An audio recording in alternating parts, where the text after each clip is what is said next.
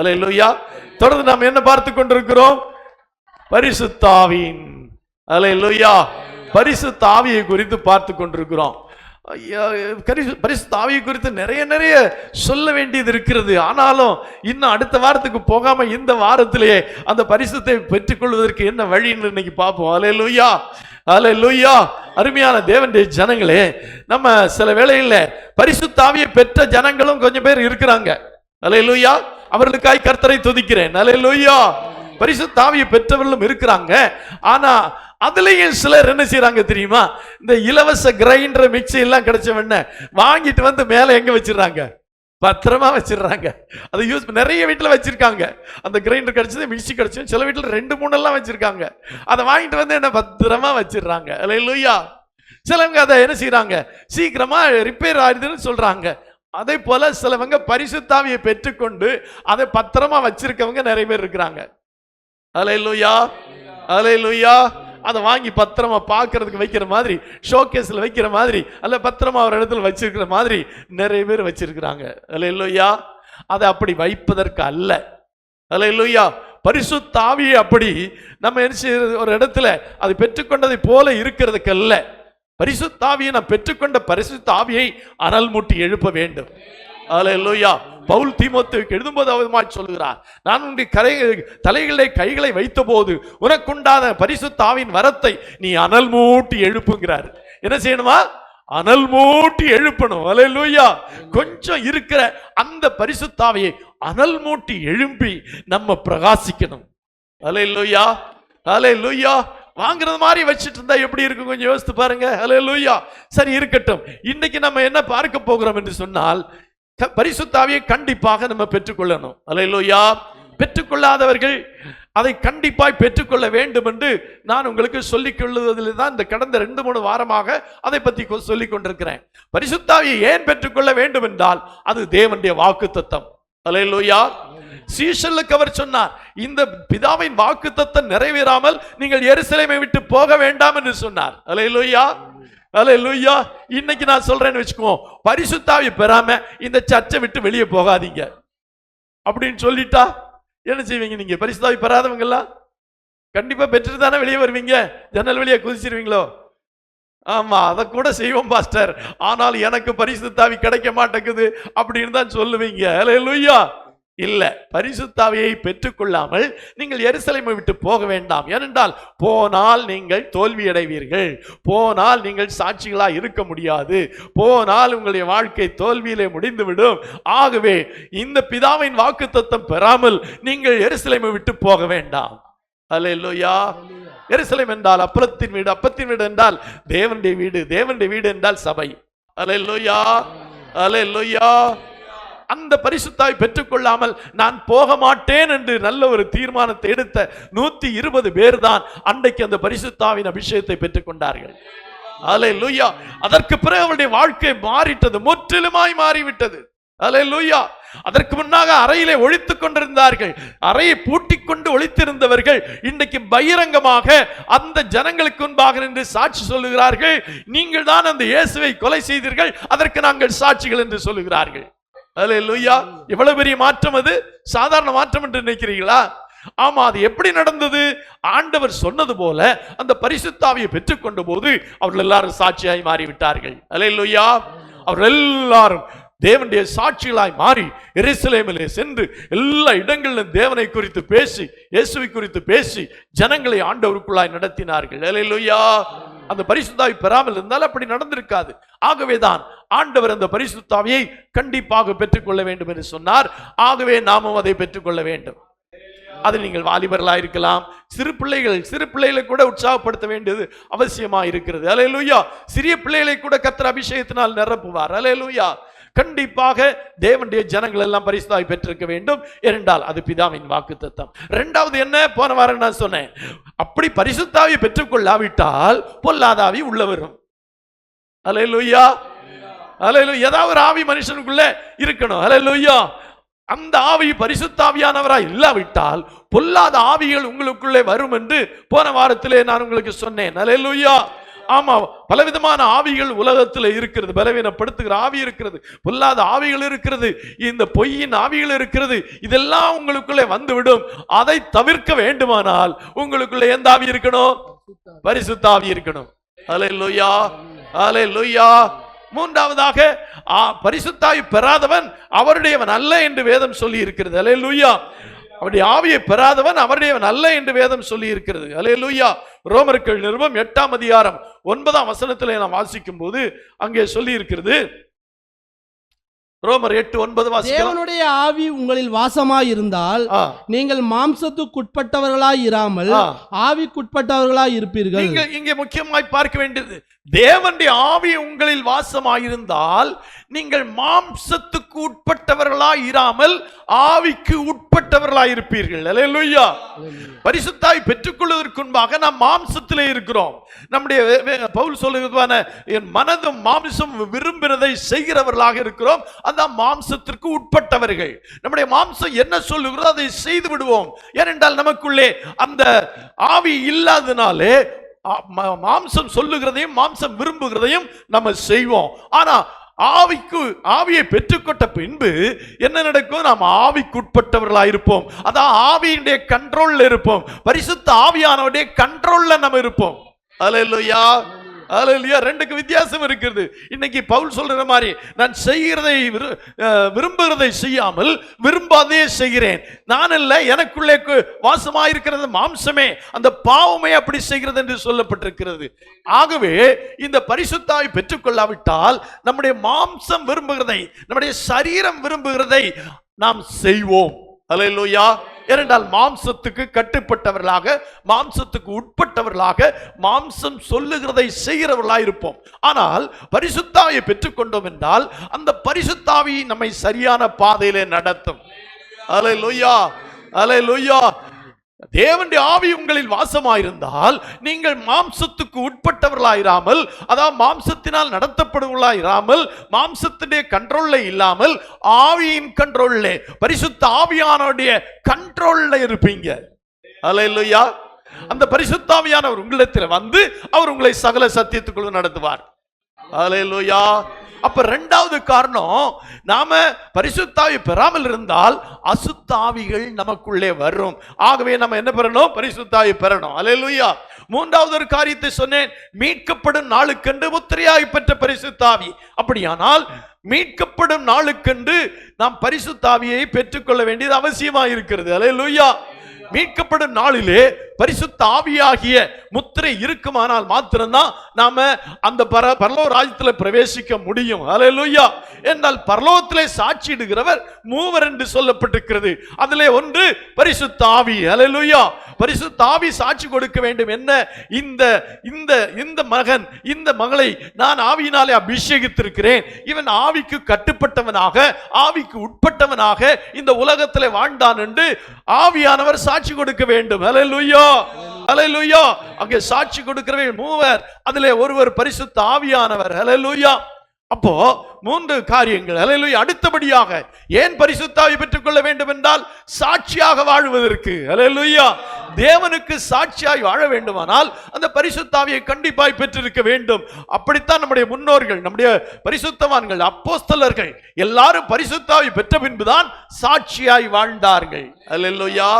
அதற்கு முன்பு சீஷருடைய வாழ்க்கை எடுத்து பார்த்தால் நம்ம போலதான் அவங்க எல்லாம் இருந்திருக்கிறாங்க. அவங்களுக்குள்ளே பயம் இருந்தது, அவங்களுக்குள்ளே சந்தேகம் இருந்தது, அவங்களுக்குள்ளே தைரியம் இல்லாமல் இருந்தது, அவர்கள் பின்வாங்கி போறவர்களாக இருந்தார்கள், எல்லாம் இருந்தது. அல்லேலூயா.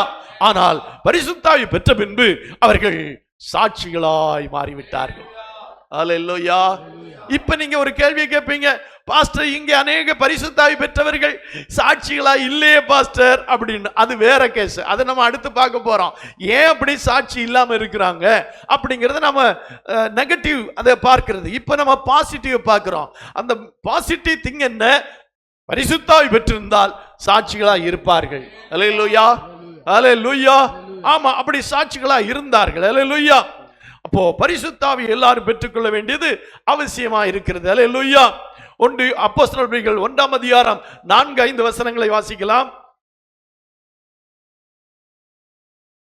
அன்றியும் ம். அவர்களுடனே கூடி வந்திருக்கும் போது ஆ. அவர்களை நோக்கி, யோவான் ஜலத்தினாலே ஞானஸ்தானம் கொடுத்தான், நீங்கள் சில நாளுக்குள்ளே பரிசுத்தாவினாலே ஞானஸ்தானம் பெறுவீர்கள். ஆ, ஆகையால் ஆ. நீங்கள் எருசலேமை விட்டு போகாமல் ஆ. என்னிடத்தில் கேள்விப்பட்ட பிதாவின் வாக்குத்தத்தம் நிறைவேற காத்திருங்கள் என்று கட்டளையிட்டார். அல்லேலூயா.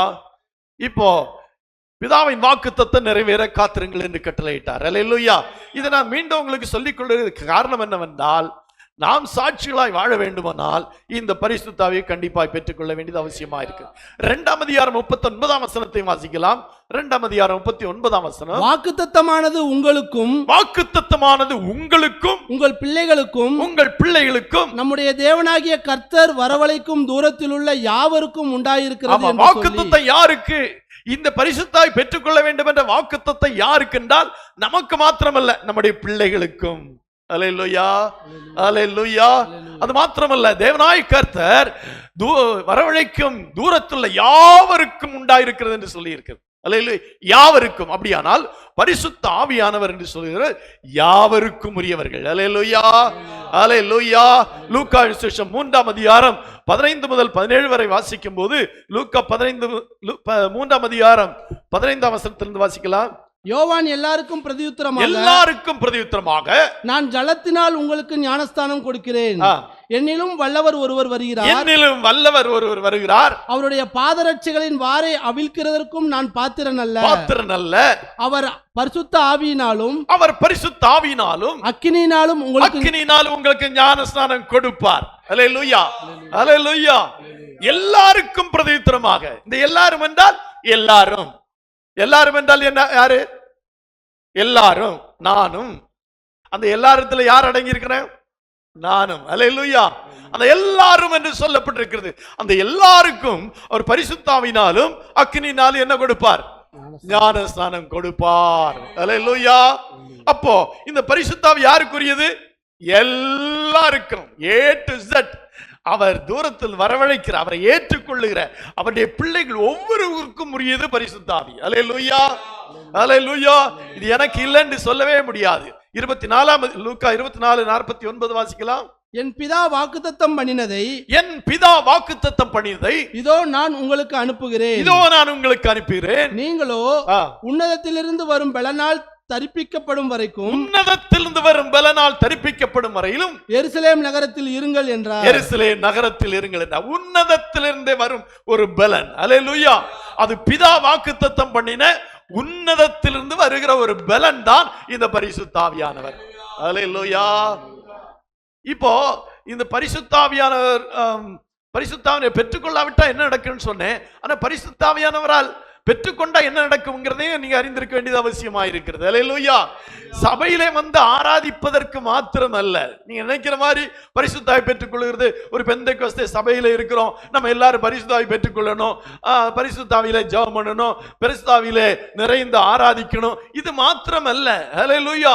பரிசுத்தாவியின் பிரயோஜனம் என்று சொல்லுவது அது சொல்லி முடியாத அளவிற்கு மேன்மையானதா இருக்கிறது. அல்லேலூயா. உங்கள் தனிப்பட்ட வாழ்க்கையிலும் கூட ஒவ்வொரு காரியத்திலும் அந்த பரிசுத்த ஆவியானவர் கிரியை செய்யும் போது பெரிய மாற்றத்தை காண்பீர்கள். உங்கள் தொழிலிலே மாற்றத்தை காண்பீர்கள், உங்களுடைய குடும்பத்திலே மாற்றத்தை காண்பீர்கள், உங்களுடைய தனிப்பட்ட வாழ்க்கையிலே மாற்றத்தை காண்பீர்கள். எல்லாவற்றிலும் ஒரு மாறுதல் உண்டாகும். அதுதான் பரிசுத்த ஆவியானவர். அல்லேலூயா. நீங்க நினைக்கிற மாதிரி ஞாயிற்றுக்கிழமை வந்து கையை தட்டி கொஞ்ச நேரம் ஆராதிப்பதற்காக கொடுக்கப்படுகிறது அல்ல. உங்களுடைய வாழ்க்கையை முற்றிலும் மாற்றியமைக்க, உங்களுடைய வாழ்க்கையில எல்லாவற்றிலும் உங்களுக்கு உதவி செய்ய உன்னதத்திலிருந்து கொடுக்கப்படுகிற பலன் தான் பரிசுத்த ஆவியானவர். அல்லேலூயா. இப்ப நீங்க புரிந்து கொள்ளுங்க, உங்களுடைய வாழ்க்கையில நீங்கள் இன்னும் பரிசுத்த ஆவியின் அபிஷேகத்தை பெற்றுக்கொள்ளாதனால்தான் பல பலவீனங்கள் உங்களுக்குள்ளே இருக்கிறது.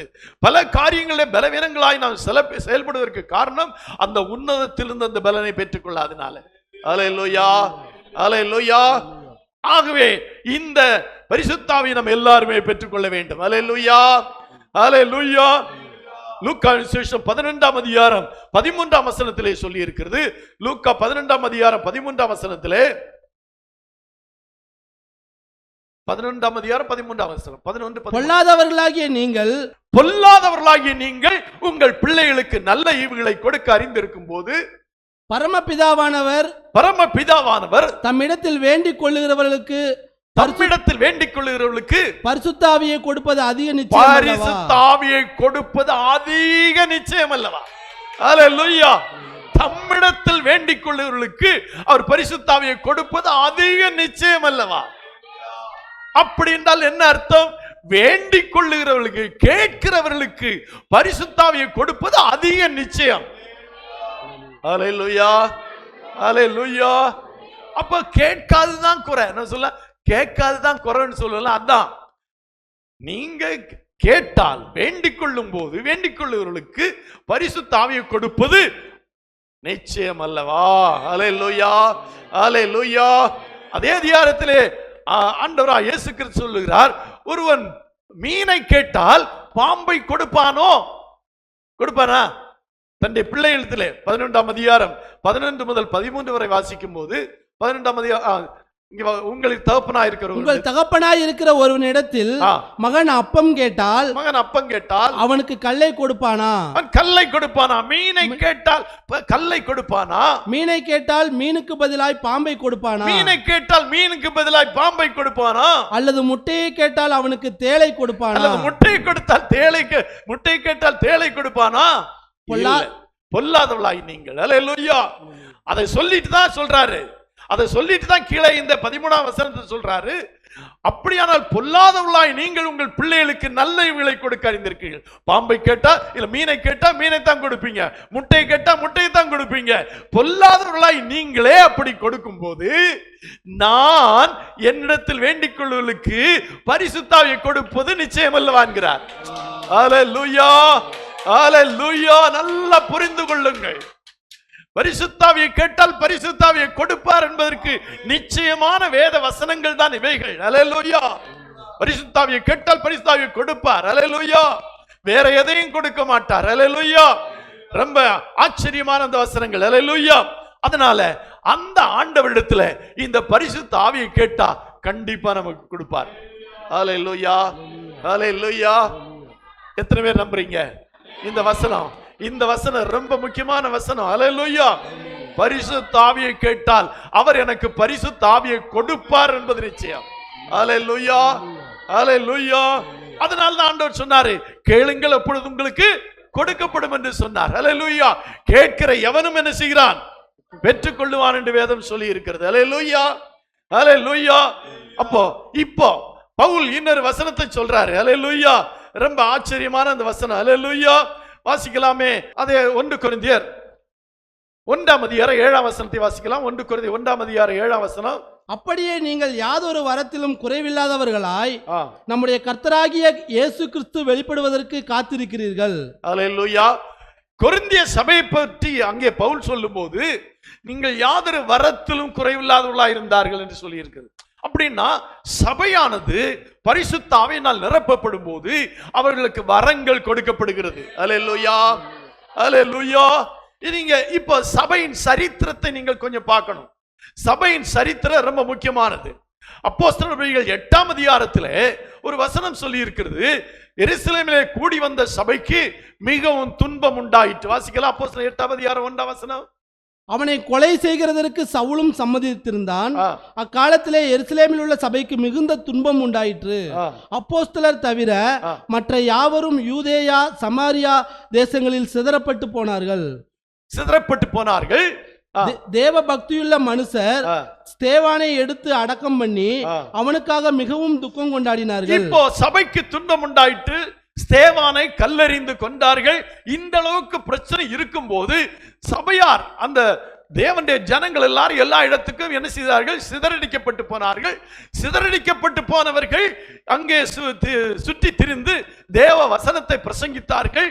தேவ வசனத்தை பிரசங்கித்த போது அங்கே ஜனங்கள் சுவிசேஷத்தை ஏற்றுக்கொண்டார்கள். அங்கங்கே சபைகள் ஆரம்பிக்கப்பட்டது. அல்லேலூயா, அல்லேலூயா. அங்கே 8ஆம் அதிகாரம் 15 முதல் வாசிக்கும் போது பிலிப்பு என்கிற ஒரு மனிதனை பார்க்கிறோம். அந்த பிலிப்பு சமாரியாவில் பிரசங்கிக்கிறான். அந்த பிரசங்கிக்கும் போது அசுத்த ஆவிகள் நீங்கி போகிறது. அநேகர் குணமடைகிறார்கள். அந்த பட்டணத்தில் மிகுந்த சந்தோஷம் உண்டாகிறது என்று சொல்லப்பட்டிருக்கிறது. அல்லேலூயா, அல்லேலூயா. அப்படி நடைபெற்ற போது அங்கே வாசிக்கிற 17ஆம் வசனத்தை அப்போஸ்தலர் 8ஆம் அதிகாரம் 15 வாசிக்கலாம். இவர்கள் வந்தபொழுது அவர்களில் ஒருவனும் பரிசுத்த ஆவியை பெறாமல் கர்த்தராகிய இயேசுவின் நாமத்தினாலே ஞானஸ்தானம் மாத்திரம் பெற்றிருந்தவர்களாக கண்டு அவர்கள் பரிசுத்த ஆவியை பெற்றுக்கொள்ளும்படி அவர்களுக்காக ஜெபம் பண்ணி அவர்கள் மேல் கைகளை வைத்தார்கள். ஹல்லேலூயா. இப்ப அங்க வந்தபோது அநேக ஜனங்கள் பரிசுத்த ஆவியை பெறல. அதனால அவங்க என்ன செய்தாங்க? அவர்கள் மேல் கைகளை வைத்தார்கள். அப்பொழுது அவர்கள் பரிசுத்த ஆவியை பெற்றுக் கொண்டார்கள். ஹல்லேலூயா, ஹல்லேலூயா. இதற்கு பிறகு அப்போஸ்தலனாகிய பவுல், சவுலாயிருந்த பவுல் சந்திக்கப்பட்டு அவன் ஆண்டவருடைய ஊழியக்காரனாக மாறுகிறார். ஹல்லேலூயா. இப்பொழுது என்ன நடக்கிறது என்று சொன்னால் 9ஆம் அதிகாரத்தில் நான் வாசிக்கும் போது 9ஆம் அதிகாரம் 44, 45 வசனத்திலே அப்போஸ்தலனாகிய பேதுரு பேசிக் கொண்டிருக்கும் போது அங்கே வசனத்தை கேட்ட யாவர் மேலும் என்ன இறங்கினார்கள்? வாசிக்கலாமா? இந்த 44 இந்த வார்த்தைகளை பேதுரு பேசிக் கொண்டிருக்கையில் வசனத்தை கேட்டவர்கள் யாவர் மேலும் பரிசுத்த ஆவியானவர் வசனத்தை கேட்ட யாவர் மேலும் பரிசுத்த ஆவியானவர் இறங்கினார். ஒரு அல்லேலூயா சொல்லுமா? கேட்டவங்களுக்கு கிடைக்குது. அப்போஸ்தலர் கைகளை வைக்கும் போது பரிசுத்த ஆவியை பெற்றுக் கொள்ளுகிறார்கள். இங்கே சொல்லப்பட்டிருக்கிறது வசனத்தை கேட்டுக்கொண்டு மேலும் யார் இறங்கினார்? அந்த நாட்களை கொஞ்சம் யோசித்து பாருங்க. அந்த அப்போஸ்தலர் நாட்களை, அந்த சபையை கொஞ்சம் யோசித்து பாருங்க. சபையானது பரிசுத்த ஆவியின் வல்லமையினாலே நிறைந்து காணப்பட்டது. ஹல்லேலூயா. சபைக்குள்ளேயும் சபைக்கு வெளியேயும் அற்புதங்களும் அடையாளங்களும் நடைபெற்றது. அநேகர் சுகம் பெற்றார்கள். அசுத்த ஆவியெல்லாம் துரத்தப்பட்டது. ஒரு பெரிய மாறுதல் அந்த தேசத்திலே உண்டாயிற்று. ஹல்லேலூயா, ஹல்லேலூயா. அதற்கு காரணம் என்னவென்றால் பரிசுத்த ஆவி. ஹல்லேலூயா. இதனால்தான் நான் சொல்றது, பரிசுத்த ஆவி உங்களுக்குள்ளே வரும்போது உங்களுக்குள்ளே மாற்றங்களை உண்டு பண்ணுகிறது. உங்களுடைய குடும்பத்திலே மாற்றங்களை உண்டு பண்ணுகிறது. நீங்கள் வாழுகிற இடத்திலே மாற்றங்கள் உண்டாகிறது. நீங்கள் வேலை செய்கிற இடத்திலே மாற்றங்கள் உண்டாகிறது. எல்லா இடத்திலும் மாற்றங்கள் உண்டாவதற்காக கொடுக்கப்படுகிறதான் பரிசுத்த ஆவி. ஹல்லேலூயா. மீண்டும் சொல்லுகிறேன், கையை தட்டி குதிச்சு ஆடுறதுக்கல்ல, நம்முடைய வாழ்க்கையில பெரிய மாற்றங்களை உண்டு பண்ணுவதற்காக நமக்கு கொடுக்கப்பட்டதுதான் பரிசுத்த ஆவி. ஹல்லேலூயா, ஹல்லேலூயா. இப்பொழுது பவுல் எபேசு என்கிற இடத்துக்கு வருகிறார். அவர் இப்பொழுது அப்போஸ்தலனாக ஆக்கப்பட்டார். இப்பொழுது எபேசுக்கு வருகிறார். 19ஆம் அதிகாரம் 2ஆம் வசனத்தை வாசிக்கும் போது அங்கே சொல்லி இருக்கிறது. 2ஆம் வசனத்திலிருந்து கீழே வாசிக்கலாமே. நீங்கள் விசுவாசிகளான போது பரிசுத்த ஆவியை பெற்றீர்களா என்று கேட்டான். அதற்கு அவர்கள் பரிசுத்த ஆவி உண்டென்பதை நாங்கள் கேள்விப்படவே இல்லை என்றார்கள். பவுல் கேட்கிறார், நீங்கள் விசுவாசிகளான போது என்ன கேட்டீர்களா? உங்க பக்கத்துல இருக்கவங்களை பார்த்து கேளுங்க, நீங்க விசுவாசிகளான போது பரிசுத்த ஆவியை பெற்றீர்களா? கேளுங்களேன், என்ன சொல்றாங்க? பெற்றீங்களா? என்ன சொன்னாங்க? பெற்றிருக்கிறோம்னு சொன்னாங்களா? இல்ல. கொஞ்சம் பேர் பாருங்க, கொஞ்சம் பேர் பெறலைன்னு சொல்றாங்க. கொஞ்சம் பேர் உண்மைதான் சொல்லணும். எப்பவுமே உண்மையை சொல்ல கற்றுக்கொள்ளுங்கள். ஹல்லேலூயா. பரிசுத்த ஆவியை பெற்றுக்கொள்ளாத அநேகர் இருந்தார்கள். ஹல்லேலூயா. இதுதான் விசுவாசிகள் ஆயிட்டாங்க. சபையில் நான் ஏன் சொல்றேன்னா, சபையில வந்தாங்க, ஆண்டவரை ஏற்றுக்கொண்டாங்க, ஞானஸ்நானம் பெற்றுக்கொண்டாங்க. ஆனாலும் விசுவாசிகள் ஆன பிறகும் அவர்களே அநேகர் எப்படி பெறாமல் இருந்தார்கள்? பரிசுத்த ஆவியை பெறாமல் இருந்தார்கள். ஹல்லேலூயா. இன்றைக்கு நம்முடைய சபையில அப்படி இருக்கிறாங்க. ஹல்லேலூயா. அன்றைக்கு இருந்தாங்க, சொன்னாங்கல்ல, முன்பு நடந்ததே பின்பு நடக்கும்னு. அதே மாதிரி அன்றைக்கும் சபையிலே அநேகர் பரிசுத்த ஆவியை பெறாமல் இருந்தார்கள். ஹல்லேலூயா, ஹல்லேலூயா. அப்பொழுது என்ன நடந்தது என்று வாசிக்கலாம். அப்பொழுது அவன், அப்படியானால் நீங்கள் எந்த ஞானஸ்தானம் பெற்றீர்கள் என்றான். அதற்கு அவர்கள், யோவான் கொடுத்த ஞானஸ்தானம் பெற்றோம் என்றார்கள். அப்பொழுது பவுல், யோவான் தனக்கு பின் வருகிறவராகிய கிறிஸ்து இயேசுவில் விசுவாசிகளாய் இருக்க வேண்டும் என்று ஜனங்களுக்கு சொல்லி மனம் திரும்புதலுக்கு ஏற்ற ஞானஸ்தானத்தை கொடுத்தானே என்றான். அதை கேட்டபோது அவர்கள் கர்த்தராகிய இயேசுவின் நாமத்தினாலே ஞானஸ்தானம் பெற்றார்கள். அவர்கள் கர்த்தராகிய இயேசு கிறிஸ்துவின் நாமத்தினால் ஞானஸ்தானம் பெற்றார்கள். அல்லாமலும் பவுல் அவர்கள் மேல் கைகளை வைத்தபோது பரிசுத்த ஆவி அவர்கள் மேல் வந்தார். அப்பொழுது அவர்கள் அந்நிய பாஷைகளை பேசி தீர்க்க தரிசனம் சொன்னார்கள். ஹல்லேலூயா, ஹல்லேலூயா. பரிசுத்த ஆவியை பெற்ற இடங்களில் எல்லாம் நீங்க பாத்தீங்கன்னா, பரிசுத்த ஆவி பெற்ற போதெல்லாம் அந்நிய பாஷை பேசினாங்க. அல்லேலூயா. அதனால தான் சொல்லப்பட்டிருக்கிறது பரிசுத்தாவி விசுவாசிகளுக்கு அடையாளம் என்று சொல்லப்பட்டிருக்கிறது. அல்லேலூயா. பரிசுத்தாவியானது ஒரு அடையாளம். பரிசுத்தாவி பெற்றிருப்பதற்கு ஒரு அடையாளம் என்னது? அந்நிய பாஷையிலே பேசுகிறது. அல்லேலூயா, அல்லேலூயா. பரிசுத்தாவி பெற்றிருக்கிறேன் என்று சொன்னவர்கள் அந்நிய பாஷையிலே பேசுவார்கள். அல்லேலூயா. அது பரிசுத்தாவிக்கு ஒரு அடையாளமாக இருக்கிறது. இங்கே நல்லா சொல்லப்பட்டிருக்கிறது, அவர் அல்லாமலும் பவுல் அவர்கள் மேல் கைகளை வைத்த போது பரிசுத்தாவி அவர்கள் மேல் வந்தார். அப்பொழுது அவர்கள் அந்நிய பாஷைகளை பேசி தீர்க்க தரிசனம் சொன்னார்கள். அல்லேலூயா, அல்லேலூயா. அப்ப யோசித்து பாருங்க, இந்த பரிசுத்தாவி பெற்றுக்கொள்ள வேண்டும், இந்த அந்நிய பாஷையில பேசணும், தீர்க்க தரிசனம் சொல்லணும். அல்லேலூயா, அல்லேலூயா. அப்போ இங்கேயும் இன்றைக்கும் நான் சொல்லிக்கொள்ள ரெண்டு விதமான ஜனங்கள் இருக்கிறார்கள். சிலர் பரிசுத்தாவி பெற்றுக்கொள்ளவே இல்லை. அவங்க சர்ச்சுக்கு வந்தாங்க, ஞானஸ்நானம் பெற்றாங்க, சில மாதங்கள் அல்லது சில வருடங்களே ஆகியவர்கள் பரிசுத்தாவி பெறாமல் இருக்கிறார்கள். அவர்களும் பரிசுத்தாவியை பெற்றுக்கொள்ள வேண்டும் என்றால், விசுவாசிகள் ஆன போது பரிசுத்தாவியை பெற்றுக்கொண்டீர்களா என்று கேட்டபோது அவர்கள் பெற்றுக்கொள்ளவில்லை என்று சொன்னார்கள். அப்பொழுது அவர்கள் சரியான ஞானஸ்நானம் பெறாமல் இருந்தார்கள்.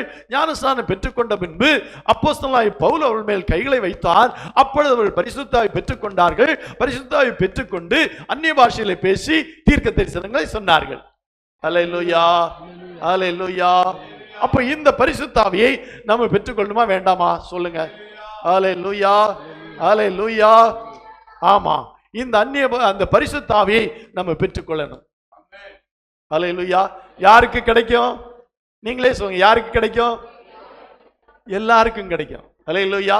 இதற்கு வேறு தகுதி எதுவுமே சொல்லல, வேற எந்த தகுதியுமே சொல்லல. நீங்க வெள்ளை வஸ்திரம் அணிந்திருக்க வேண்டும், நீங்க என்ன செய்யணும், இப்படி அப்படி இருக்கணும் அப்படின்லாம் சொல்லல. நீங்க ஆண்டவருடைய பிள்ளைகளானால், ஆண்டவரை ஏற்றுக்கொண்டிருப்பீர்களானால், ஆண்டவருக்குள்ளாக ஞானஸ்நானம் பெற்றிருப்பீர்களானால், நீங்கள் பரிசுத்த ஞானஸ்நானத்தை பெற்றுக்கொள்வதற்கு தகுதியுள்ளவர்களாகிறீர்கள். சில வேதத்தில் சில இடங்களிலே பார்க்கும்போது ஞானஸ்நானம் பெறுவதற்கு முன்பாக கூட பரிசுத்தாவி பெற்றிருக்கிறார்கள். அப்படிப்பட்ட சம்பவங்கள் இருக்கத்தான் செய்கிறது. அல்லேலூயா, அல்லேலூயா. ஆகவே அருமையான தேவனுடைய பிள்ளைகளே, நீங்கள் யாவரும் பரிசுத்தாவி பெற்றுக்கொள்ளாத யாவரும் இந்த பரிசுத்தாவி பெற்றுக்கொள்ளணும். அதுக்கு என்ன தகுதி? கேட்கிறது தான் தகுதி. அல்லேலூயா. கேட்கிறது தான் தகுதியை தவிர வேறு தகுதி இல்லை. அல்லேலூயா. கேட்கிற எவனும் என்ன செய்கிறான்? பெற்றுக்கொள்ளுகிறான். பொல்லாதவர்களாகிய நீங்கள், இந்த வசனம் ரொம்ப முக்கியமான வசனம், பொல்லாதவர்களாகிய நீங்கள் உங்கள் பிள்ளைகளுக்கு நல்ல ஈவுகளை கொடுக்க அறிந்திருக்கும் போது பரமபிதா தம்மிடத்தில் வேண்டிக் கொள்ளுவர்களுக்கு பரிசுத்தாவியை கொடுப்பது அதிக நிச்சயம் அல்லவா? அல்லேலூயா, அல்லேலூயா. இரண்டாவது, பரிசுத்தாவை பெற்றுக்கொண்டும் இன்னும் அதை ஒரு அந்த பரிசுத்தாவியை தங்களுடைய அனல் மூட்டி எழுப்பாமல் அப்படியே வைத்துக் கொள்ளும் உண்டு. அவர்கள் பரிசுத்தாவை அனல் மூட்டி எழுப்பணும். அல்லேலூயா. அப்பதான் நம்ம ஆவிக்கு கட்டுப்பட்டவர்களாக, பரிசுத்த ஆவியானவருக்கு கட்டுப்பட்டவர்களாக நாம் இருப்போம். அவர் நம்மை சகல சத்தியத்துக்குள்ள நடத்துவார். அல்லேலூயா. நம்மால முடியாது, நமக்கு சத்தியமே தெரியாது. சொல்ல போனா சத்தியமாவது என்ன என்று ஏரோது கேட்டானா, பிலாத்து கேட்டானா, அதே மாதிரிதான் நமக்கு சத்தியம் சரியா தெரியாது. ஆனா நமக்கு சத்தியத்திலே நடத்த அந்த பரிசுத்த ஆவியானவர் போதும். அல்லேலூயா. அவர் சகல சத்தியத்துக்குள்ள உங்களை நடத்துவார். அல்லேலூயா. சகல சத்தியம் என்றால் இந்த வேதத்திலே சொல்லப்பட்டிருக்க அனைத்து வசனங்களுக்கும் அந்த ஆவியானவர் உங்களை நடத்துவார். உங்களுக்கு படிப்பறியாமல் இருக்கலாம். அன்றைக்கு மீன் பிடித்துக் கொண்டிருந்த அநேகர் தான் சீஷலாய் மாறினார்கள். அவர்களுக்கெல்லாம் என்ன இல்லை? படிப்பறிவெல்லாம் இல்லை. அப்ப அவர்கள் எப்படி சரியா சத்தியத்துக்குள்ள நடத்தி அநேக ஜனங்களை சத்தியத்துக்குள்ள நடத்தினார்கள் என்றால் அவர்கள் அந்த பரிசுத்த ஆவியானவர் நடத்தினார். அல்லேலூயா. நமக்கு இன்னைக்கு படிப்பதற்கான வழிகள் இருக்குது. நிறைய பேர் படிச்சிருக்கிறோம், நல்லா படிச்சிருக்கிறோம். ஆனா படிக்காதவர்களையும் கூட இந்த சத்தியத்துக்குள்ள நடத்துவதற்கு அந்த பரிசுத்த ஆவியானவர் போதும். அல்லேலூயா, அல்லேலூயா. அப்ப இந்த பரிசுத்த ஆவியை எல்லாரும் பெற்றுக்கொள்ளணுமா வேண்டாமா? அல்லேலூயா, அல்லேலூயா. இந்த பரிசுத்த ஆவியை பெற்றுக்கொண்ட பின்பு அதற்கு பிறகு நமக்கு தேவன் பரிசுத்தாவின் வரத்தை கொடுக்கிறார். அல்லேலூயா சொல்லுவோம். அல்லேலூயா. பரிசுத்தாவி பெற்ற ஜனங்களுக்கு பரிசுத்தாவின் வரத்தை கொடுக்கிறார். பரிசுத்தாவின் வரங்கள் என்னவென்றெல்லாம் வேதம் சொல்லி இருக்கிறது. அல்லேலூயா, அல்லேலூயா. அதை கடந்த வாரத்திலே நாம் பார்த்தோம். அல்லேலூயா. 1 கொரிந்தியர் 12ஆம் அதிகாரம் 1ஆம் வசனத்திலிருந்து 4ஆம் வசனம் வரை வாசிக்கும் போது அங்கே சொல்லப்பட்டிருக்கிறது, அன்றியும் சகோதரரே, ஆவிக்குரிய வரங்களை குறித்து நீங்கள் அறியாதிருக்க எனக்கு மனதில்லை. அன்றியும் சகோதரரே, நீங்கள் ஆவிக்குரிய வரங்களை அறியாதிருக்க எனக்கு மனதில்லை. அல்லேலூயா. என்னது? ஆவியின் பரிசுத்தாவி பெற்றுக்கொண்டோம். அந்த பரிசுத்தாவி பெற்றுக்கொண்டவர்களுக்கு ஆவியின் வரங்கள், the gifts of the Holy Spirit, பரிசுத்தாவியின் அந்த என்ன சொல்லலாம், அந்த பரிசு கொடுக்கப்படுகிறது, ஒரு gift கொடுக்கப்படுகிறது. அல்லேலூயா. வாசிக்கலாம். நீங்கள் அஞ்ஞானிகளாய் இருந்தபோது ஏவப்பட்டபடியே ஊமையான விக்கிரகங்களிடத்தில் மனதை செலுத்தினீர்கள் என்று உங்களுக்கு தெரியுமே. ஆதலால் தேவனுடைய ஆவியினாலே பேசுகிற எவனும் இயேசுவை சபிக்கப்பட்டவன் என்று சொல்ல மாட்டான் என்றும், பரிசுத்த ஆவியினாலே என்று இயேசுவை கர்த்தர் என்று ஒருவனும் சொல்லக்கூடாதென்றும் உங்களுக்கு தெரிவிக்கிறேன். 8ஆம் வசனத்திலிருந்து வாசிக்கலாம். 8ஆம் வசனம். எப்படியெனில் ஒருவனுக்கு ஆவியினாலே ஞானத்தை போதிக்கும் வசனமும். பாருங்க, அந்த ஆவியினாலே ஆண்டவர் பல வரங்களை கொடுக்கிறார். அந்த ஆவியை பெற்ற ஜனங்களுக்கு ஆவியின் வரங்களை கொடுக்கிறார். அல்லேலூயா, அல்லேலூயா. ஏன் ஆவியை பெற்றுக்கொள்ளணும், ஏன் இந்த பரிசுத்தாவை பெற்றுக்கொள்ளணும்னு சொன்னேன். அந்த பரிசுத்தாவியை பெற்றுக்கொண்டவருக்கு தேவன் சில நன்மைகளை, சில பரிசுகளை, சில கிஃப்ட் கொடுக்கிறார். அல்லேலூயா சொல்லுவோமா? அல்லேலூயா. அந்த கிஃப்ட் என்ன இங்கே சொல்லப்பட்டிருக்கிறது? ஒருவனுக்கு ஆவியினாலே ஞானத்தை போதிக்கும் வசனத்தை கொடுக்கிறார். வேறொருவனுக்கு அந்த ஆவியினாலேயே அறிவை உணர்த்தும் வசனமும். அறிவை உணர்த்தும் வசனம் என்கிறதான கிஃப்ட் கொடுக்கிறாரு. வேறொருவனுக்கு அந்த ஆவியினாலேயே விசுவாசமும். வேறொருவனுக்கு அந்த ஆவியினாலே விசுவாசம் என்கிற கிஃப்ட் கொடுக்கிறாரு. வேறொருவனுக்கு அந்த ஆவியினாலேயே குணமாக்கும் வரங்களும். வேறொருவனுக்கு அந்த வரத்தினாலே குணமாக்கும் கிஃப்ட் கொடுக்கிறாரு. வேறொருவனுக்கு அற்புதங்களை செய்யும் சக்தியும். வேறொருவனுக்கு அந்த ஆவியினாலே அற்புதங்களை செய்கிற சக்தி என்ற கிஃப்டை கொடுக்கிறாரு. வேறொருவனுக்கு தீர்க்க தரிசனம் உரைத்தலும். வேறொருவனுக்கு தீர்க்க தரிசனம் என்ற கிஃப்ட் கொடுக்கிறாரு. வேறொருவனுக்கு ஆவிகளை பகுத்தறிதலும். வேறொருவனுக்கு ஆவிகளை பகுத்தறிகிற ஒரு கிஃப்ட் கொடுக்கிறாரு. வேறொருவனுக்கு பற்பல பாஷைகளை பேசுதலும். வேறொருவனுக்கு பற்பல பாஷைகளை பேசுகிற கிஃப்ட் கொடுக்கிறாரு. வேறொருவனுக்கு பாஷைகளை வியாக்கியானம் பண்ணுதலும் அளிக்கப்படுகிறது. வேறொருவனுக்கு பாஷைகளை வியாக்கியானம், பாஷைகளுக்கு அர்த்தம் சொல்லுகிற கிஃப்ட் கொடுக்கிறார். அல்லேலூயா. 9 கிஃப்ட் வச்சிருக்கிறார். எத்தனை கிஃப்ட்? நிறைய பின்னால இன்னும் பார்க்கும்போது இன்னும் சில கிஃப்ட்கள் இருக்கு. முக்கியமாக இந்த 9 வரங்களை கர்த்தர் வைத்திருக்கிறார். யாருக்காக? பரிசுத்தாவியை பெற்றுக்கொண்டவர்களுக்காக. அல்லேலூயா, அல்லேலூயா. பரிசுத்தாவி பெற்றுக்கொள்வதற்கு அடையாளம் அந்நிய பாஷை. ஆனால் இந்த 9 விதமான வரங்களையும் கர்த்தர் கொடுக்கிறார். அல்லேலூயா சொல்லுமா? அல்லேலூயா, அல்லேலூயா. இந்த 9 வரங்களையும் தம்முடைய ஜனங்களுக்கு, அந்த ஆவியை பெற்ற ஜனங்களுக்கு ஆண்டவர் கொடுக்கிறார். அல்லேலூயா, அல்லேலூயா. எப்படி கொடுக்கிறார்? 1 கொரிந்தியர் 12ஆம் அதிகாரம் 11ஆம் வசனத்தை வாசிக்கும் போது இவைகளையெல்லாம் அந்த ஒரே ஆவியானவர் நடப்பித்து தமது சித்தத்தின்படியே அவனவனுக்கு பகிர்ந்து கொடுக்கிறார். தமது சித்தத்தின்படியே அவனவனுக்கு பகிர்ந்து கொடுக்கிறார். அல்லேலூயா சொல்லுமா? அல்லேலூயா, அல்லேலூயா. இந்த கிஃப்ட பகிர்ந்து கொடுக்கிறார். அல்லேலூயா. யாருக்கு? அவனவனுக்கு. இந்த பரிசுத்தாய் பெற்றவர்களுக்கு அந்த வரத்தை பகிர்ந்து கொடுக்கிறார். அல்லேலூயா, அல்லேலூயா. யோசித்து பாருங்க, நீங்க எல்லாம், நம்ம எல்லாம் சாதாரணமானவர்கள் அல்ல. நம்ம எல்லாம் சாதாரணமானவர்களாய் வைக்க ஆண்டவர் விரும்பல. மற்றவர்களை காட்டிலும் விசேஷித்தவர்களாய் வைக்க விரும்புகிறார். மற்றவர்களை காட்டிலும் உயர்ந்த ஸ்தானத்தில் வைக்க விரும்புகிறார். எல்லாராலும் போற்றப்படுகிறவர்களாக, புகழப்படுகிறவர்களாக இருக்க ஆண்டவர் விரும்புகிறார். எல்லாரை காட்டிலும் உயர்த்த விரும்புகிறார். அப்படியானால் அதற்கு என்ன செய்வது? நமக்கு பணத்தை கொடுத்தால் உயர்ந்து விடுவோமா? இல்லை. பணத்தை கொடுத்தால் கெட்டு போய்விடுவோம். பணத்தை பெற்றவர்கள் அநேகர், பணம் வந்த பிறகு பணம் வருவதற்கு முன்பாக நல்ல மனிதர்களாக இருந்தவர்கள், பணம் வந்த பிறகு கெட்டு போனவர்கள் தான் ஏராளம். அல்லேலூயா. பணத்தை கொடுத்து உயர்த்த விரும்பவில்லை, பதவியை கொடுத்து உயர்த்த விரும்பவில்லை, பரிசுத்தாவியை கொடுத்து உயர்த்த விரும்புகிறார். அல்லேலூயா, அல்லேலூயா. பரிசுத்தாவியை கொடுத்து, அந்த பரிசுத்தாவியோடு கூட இந்த வரத்தை கொடுத்து கர்த்தர் நம்மை உயர்த்த விரும்புகிறார். அல்லேலூயா, அல்லேலூயா. இந்த வரம் செயல்பட்ட அநேக ஊழியர்களை நீங்கள் காண்பீர்கள். உதாரணமாய் ஒரு டிஜிஎஸ் தினகரன் அவர்களை எடுத்துக்கொள்வோம். அவர் சாதாரணமான ஒரு பேங்க்ல வேலைக்கு சேர்ந்தார். அந்த வேலையில உயர்வு பெற்று ஒரு அதிகாரியானார். ஆனால் அந்த அதிகாரி என்பது அந்த பேங்குக்கு மட்டும்தான் தெரியும். அந்த பேங்க்ல அவர் ஒரு ஜெனரல் மேனேஜர் என்ற பொசிஷன்ல இருக்கிறார் என்று தெரியும். ஆனால் பரிசுத்தாவின் வரத்தை பெற்று அவர் தேவனுடைய ஊழியக்காரரான போது உலகமே அறியக்கூடிய ஒரு பெரிய ஊழியராய் மாறினார். அல்லேலூயா. அந்த அளவுக்கு அவர் உயர்வதற்கு, அந்த அளவுக்கு மற்றவர்கள் மத்தியிலே அறியப்படுவதற்கு காரணம் என்ன? அவர் பெற்ற வரம். அல்லேலூயா. அவர் வைத்திருந்த பதவி அல்ல, அவரிடத்தில் இருந்த பணம் அல்ல, அவரிடத்தில் இருந்த குணமும் அல்ல, அவரிடத்தில் இருந்த வரம் அவரை உயர்த்தினது. அல்லேலூயா. உலகம் அறியும் ஒரு மனிதனாக அவர் உயர்ந்தார். அல்லேலூயா.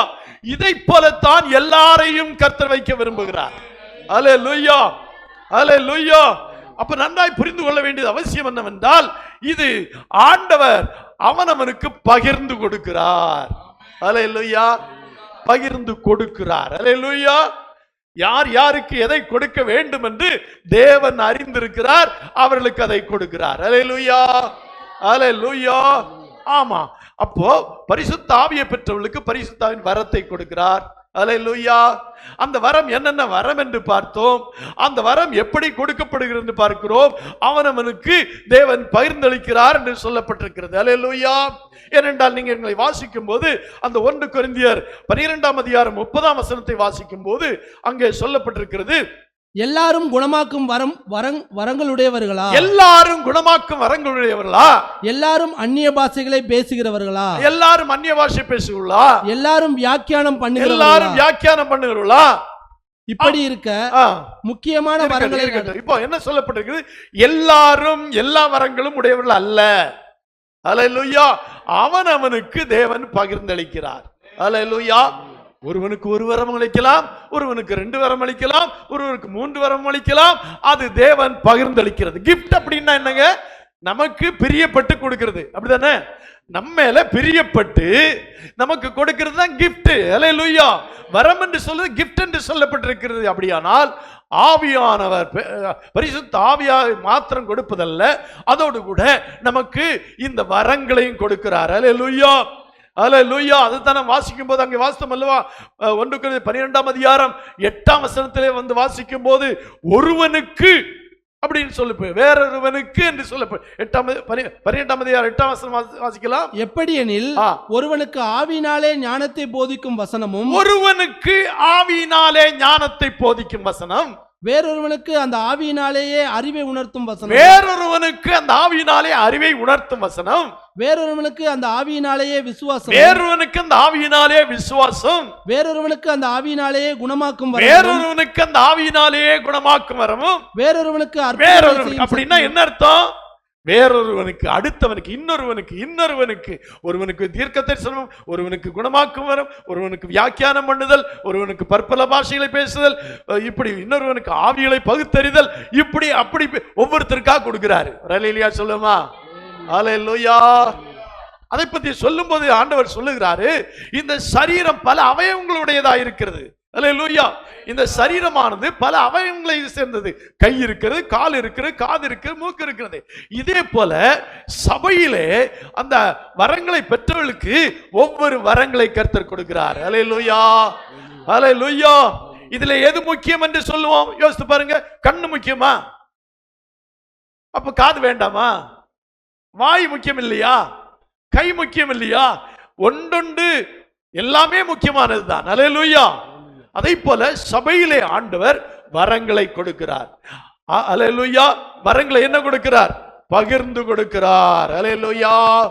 அல்லேலூயா. அதை பற்றி பேதுரு சொல்லும்போது 1 பேதுரு 4ஆம் அதிகாரம் 10ஆம் வசனத்திலே சொல்லுகிறார். 1 பேதுரு 4ஆம் அதிகாரம் 10ஆம் வசனம், அவனவன் பெற்ற வரத்தின்படியே நீங்கள் தேவனுடைய பற்பல கிருபையுள்ள ஈவுகளை பகிர்ந்து கொடுக்கும் நல்ல உக்கிரானக்காரர் போல ஒருவருக்கொருவர் உதவி செய்யுங்கள். ஒருவருக்கொரு உதவி செய்யுங்கள். அல்லேலூயா. அவனவன் பெற்ற வரத்தின்படியே. அப்படின்னா என்ன அர்த்தம்? எல்லாரும் வரத்தை பெற்றிருக்கிறாங்க, அவனவன் பெற்ற வரத்தின்படியாக. அல்லேலூயா. இப்ப நீங்க என்ன நினைக்கிறீங்க? எனக்கு எதுக்குங்க இந்த பரிசுத்த ஆவி? எனக்கு இந்த வரம்? உங்களுக்கு தேவையில்லை, ஆண்டவருக்கு தேவை.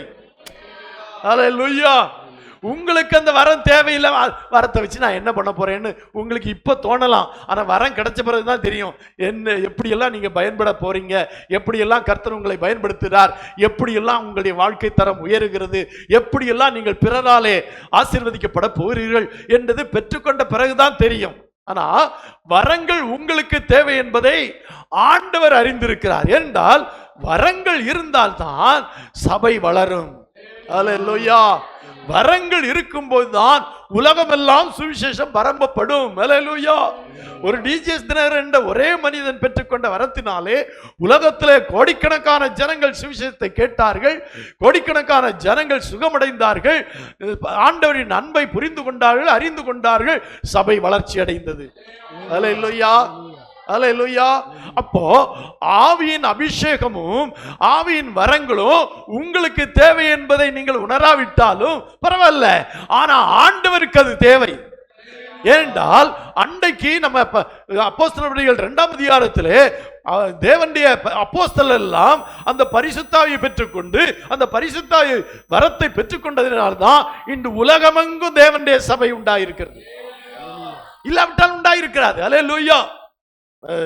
நம்முடைய புனித தோமா அவர்கள் இந்தியாவுக்கு வந்தபோது, கேரளாவிலே அவர் வந்தபோது முதலாவது ஒரு அற்புதத்தை செய்த போதுதான் அநேகர் ஆண்டவரை ஏற்றுக்கொண்டார் என்று சொல்கிறார்கள். அவர் அந்த கடற்கரையை வந்து வணங்கின போது ஜனங்கள் என்ன செய்தார்கள்? சூரிய பகவானை வழிபட்டுக் கொண்டிருந்தார்கள், சூரியனை பார்த்து வணங்கி கொண்டிருந்தார்கள். அப்பொழுது அவர் கேட்டால் என்ன செய்கிறார்கள்? அவர்கள் சூரிய பகவானை, சூரியன் என்ற கடவுளை வணங்குகிறார்கள் என்று சொல்லி. அப்பொழுது அவர் சொன்னார், சூரியன் கடவுள் அல்ல, சூரியனை உண்டாக்கின ஒரு கடவுள் இருக்கிறார் அப்படின்னு சொன்னார். அவங்களுக்கு அது புரிந்து கொள்ள முடியல. ஆமா, அப்படிதான், சூரியனை உண்டாக்கின ஒரு கடவுள் இருக்கிறார், அந்த கடவுளைத்தான் வணங்க வேண்டும், அந்த கடவுளைத்தான் நான் அறிவிக்க வந்திருக்கிறேன். இப்பொழுது நான் ஒன்று சொல்லுகிறேன், நான் ஒரு அற்புதம் செய்வதனாலே நான் சொல்லுகிற இயேசு உண்மையான கடவுள் என்று நீங்கள் அறிந்து கொள்ள முடியும் என்று சொல்லி அவர் தண்ணீரை கையில் கடற்கரையில் நின்று கொண்டு தண்ணீரை எடுத்துக்கொண்டு அந்த தண்ணீரை அந்த சூரியனுக்கு நேராக அவர் வீசினாராம். அந்த தண்ணீர் துளிகள் எல்லாம் அப்படியே நின்றதாம். இந்த அதிசயத்தை பார்த்த உடனே அநேகர் ஆண்டவரை ஏற்றுக்கொண்டார்கள். நீங்கள் சொல்லுகிற இயேசு, ஆமா, அவர்தான் உண்மையான தெய்வம் என்று ஏற்றுக்கொண்ட ஒரு அற்புதத்தினாலே ஒரு திரள்கூட்டம் ஜனங்கள் என்ன செய்யப்பட்டார்கள்? ரட்சிக்கப்பட்டார்கள். அல்லேலூயா. இப்படித்தான் அந்த 12 அப்போஸ்தலர்களும் அன்றைக்கு சிதறி போன தேவனுடைய பிள்ளைகளும் ஊழியம் செய்து எல்லா கண்டங்களிலும் போய் சத்தியத்தை பிரசங்கித்து அற்புதங்களை செய்து அடையாளங்களை செய்து சபைகளை நிறுவி உலகம் முழுவதும் இயேசு செல்லாவிட்டாலும் இயேசுவின் சுவிசேஷம் பரம்பிட்டு அதற்கு காரணம் இந்த பரிசுத்தாவின் வல்லமையும் பரிசுத்தாவின் வரங்களும். அல்லேலூயா. அல்லேலூயா.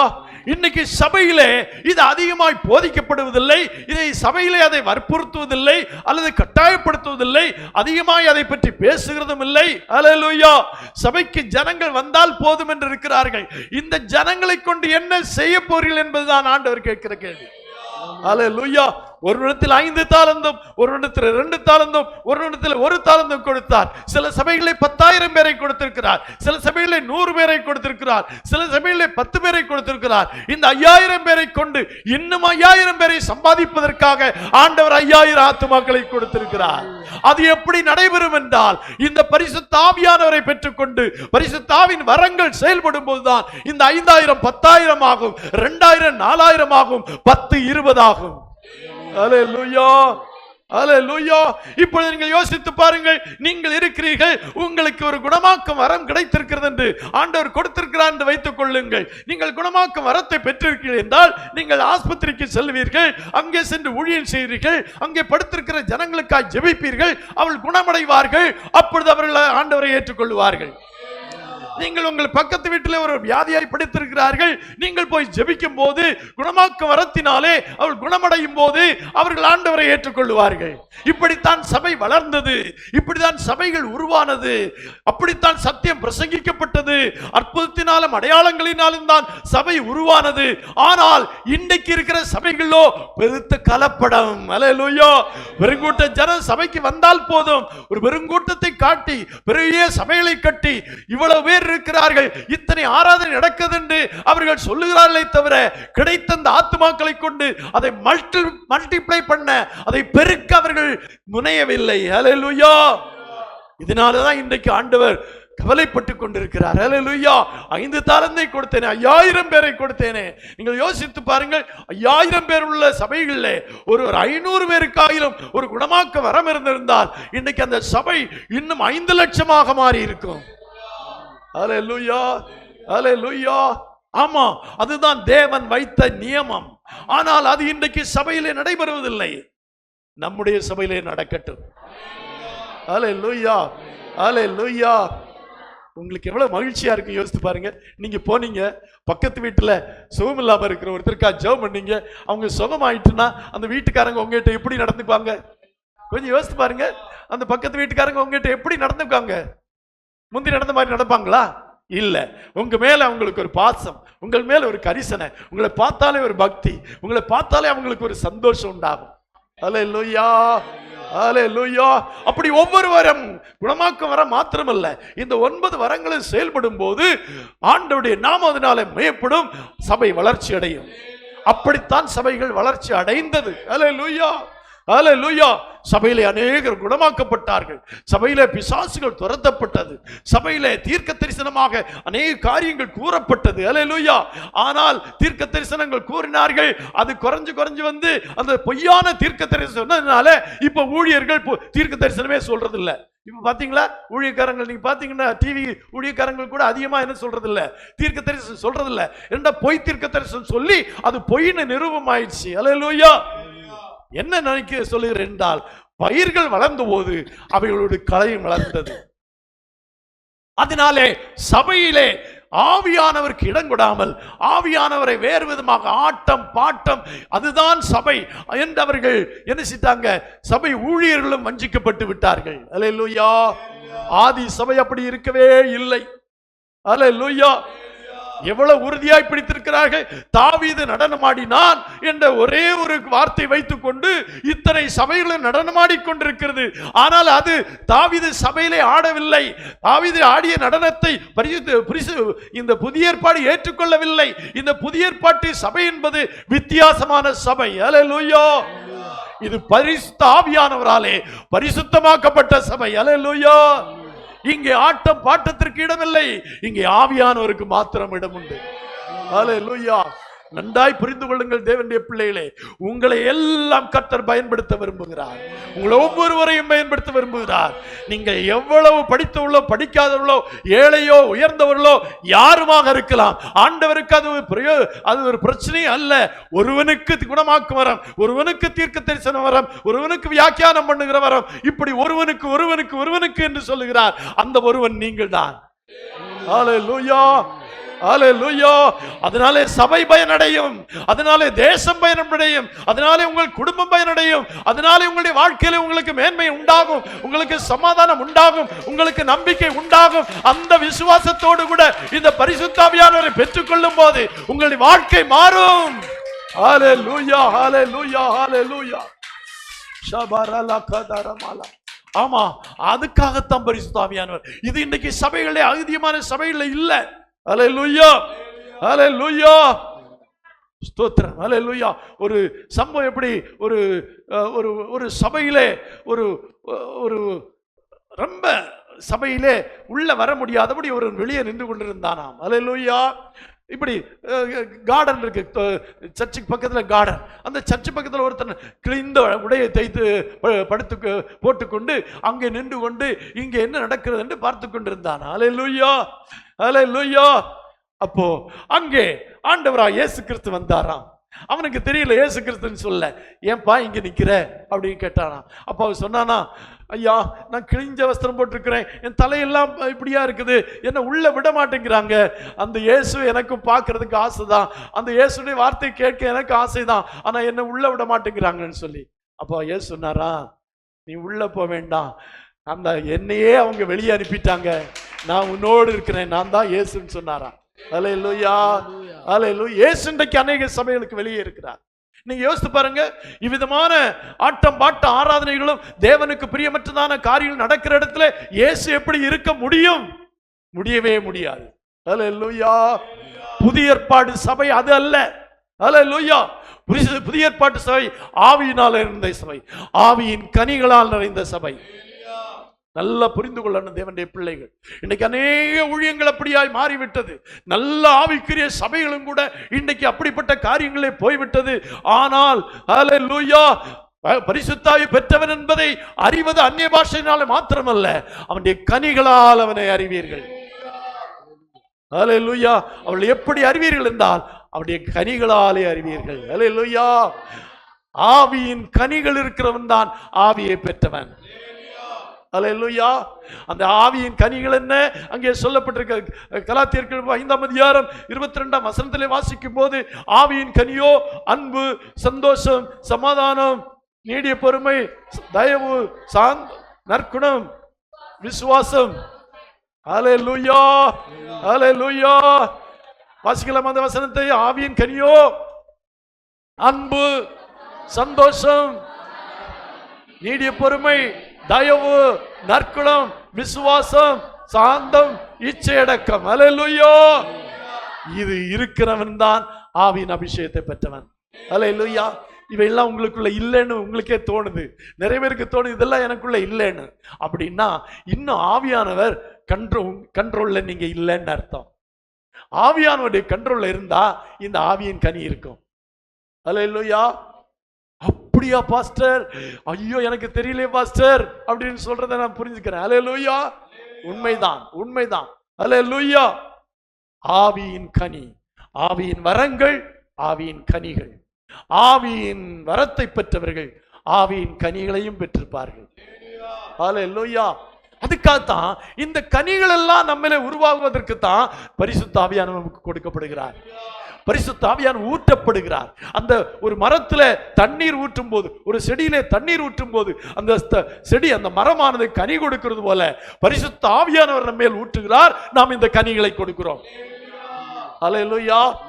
பரிசுத்த ஆவியாகிய இந்த ஆவி ஊற்றப்படும் போது, அதான் நிறைய இடங்களில் ஊற்றப்படுதுன்னு சொல்லிருக்கார். ஊற்றப்படும் இருக்காரு. அந்த ஊற்றப்படும் போது தான் நம்முடைய வாழ்க்கையிலே நாம் கனி கொடுப்போம். அல்லேலூயா. அப்ப இந்த கனிகள் எல்லாம் நம்மள இல்லைன்னா இன்னும் நம்முடைய ஆவியான ஊற்றப்படலைன்னு அர்த்தம்.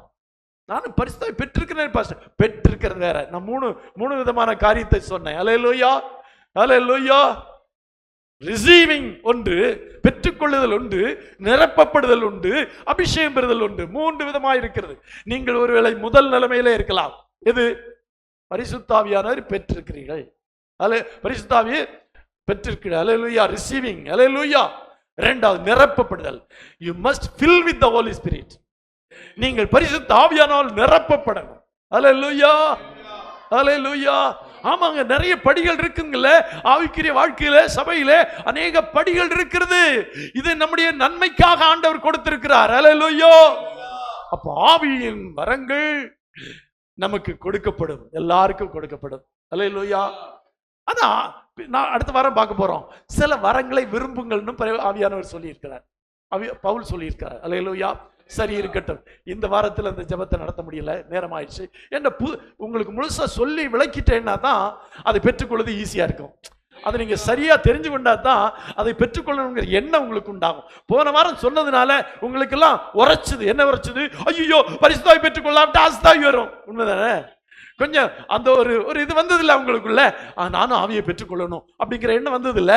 அதே மாதிரி பரிசுத்தாவை பெற்றுக்கொள்வதனால நன்மையை நம்ம தெரிந்து கொண்டா கண்டிப்பா எனக்கு கிடைக்கணும் அப்படிங்கிற எண்ணம் வரும்.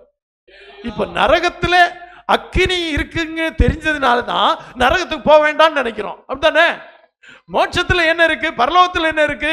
அங்க ஆவியானவர், அங்க ஆண்டவரோடு கூட இருக்கும் பாக்கியம். அங்கே 22ஆம் வெளிப்படுத்தல் 22ஆம் அதிகாரத்தில் சொல்லப்பட்ட சகல காரியங்களும் அங்கே இருக்கிறது தெரிஞ்சதுனால்தான் எங்க போகணும்னு நினைக்கிறோம், பரலோகத்துக்கு போகணும்னு நினைக்கிறோம். அதே மாதிரிதான் பரிசுத்தாவியை ஏன் பெற்றுக்கொள்ளணும்னா, பரிசுத்தாவி பெறாவிட்டால் அசுத்தாவிகள் உள்ள வரும். அல்லேலூயா. ஆண்டவரே சொன்னார், ஒரு உண்மையை சொன்னார். ஒரு வருடத்தில் பரிசுத்தாவி அசுத்தாவி துரத்தப்பட்ட பின்பு அவனுடைய வீடாகிய இருதயம் சும்மா இருந்தா, வெறுமையா இருந்தா, அந்த போன ஆவியே திரும்ப 7 ஆவியை கூட்டிட்டு வந்து அவனுக்குள்ள என்ன இருக்குமா? அல்லேலூயா. அப்போ அது வெறுமையா இருக்க கூடாது. வெறுமையா இல்லாம என்னதால் நிரப்பப்படணும்? பரிசுத்த ஆவியானவரால் அர்த்தம். அசுத்தாவி துரத்தப்படணும், பரிசுத்த ஆவி நிரப்பப்படணும். நிறைய பேருக்குள்ள அசுத்தாவி இருக்கு. அல்லேலூயா. என்ன பாஸ்டர் அப்ப நாங்கெல்லாம் ஆடலையே? ஆட வச்சா ஆடுவீங்க. ஆட வைக்கிறதுக்கு ஒரு டாக்டிக்ஸ் இருக்கு தெரியுமா உங்களை? நிறைய பேரை ஆட வச்சிட முடியும். அந்த டாக்டிக்ஸ்க்கெல்லாம் நாங்க வரல. அல்லேலூயா. அசுத்தாவி இருக்குது. ஆடுற அளவுக்கு அசுத்தாவி உங்களுக்குள்ள இல்லைன்னு வச்சுக்குமே, நிறைய ஆவி இருந்தா என்ன செய்யும்? ஆடும். பாத்திருக்கீங்களா? அப்படி ஆடும். அப்படியே அசுத்தாவி கொஞ்சம் இருக்கு. அந்த அசுத்தாவி எல்லாம் துரத்தி போட்டு பரிசுத்தாவி உள்ளே வந்து பரிசுத்தாவி உங்களை ஆட்கொண்டு உங்களுக்கு ஆவியின் வரங்களை கொடுத்து நீங்கள் ஆவியின் கனிகளை கொடுத்து ஆண்டவருக்காய் பயன்படணும். அல்லேலூயா, அல்லேலூயா. அப்போ கண்டிப்பா பரிசுத்தாவி பெறணுமா வேண்டாமா? எல்லாருக்குள்ள ஒரு எண்ணம் வருது அல்லவா? தீமையிலிருந்து விலகவும் நன்மை பெற்றுக்கொள்ளவும் பரிசுத்தாவி தேவை. அல்லேலூயா, அல்லேலூயா. அடுத்த வாரம் ஜெபம் பண்ணலாம்னு நினைக்கிறேன். இந்த வாரமே நினைச்சேன், ஆனா இந்த வாரம் இன்னும் விளக்கமா சொல்ல வேண்டிய காரியங்கள் இருக்கிறது. அல்லேலூயா. எப்படின்னாலும் இதை சரியாய் அறிந்து கொண்டு புரிந்து கொண்டு பரிசுத்தாவி பெற்றுக்கொண்டு பரிசுத்தாவின் வரத்தையும் பெற்றுக்கொள்ளணும். கொரிந்திய சபையை பற்றி சொல்லும் போது நீங்கள் யாதொரு வரத்திலும் குறைவில்லாதவர்களா இருக்கிறீன்னு சொல்றாரு. அதே மாதிரி நம்மை பார்த்தும் ஆவியானவர் சொல்லணும், நீங்கள் யாதொரு வரத்திலும் குறைவுள்ளவர்களா இருக்கிறீங்க. அல்லேலூயா, அல்லேலூயா. கர்த்தர் உங்களை ஆசீர்வதிப்பாராக. அல்லேலூயா.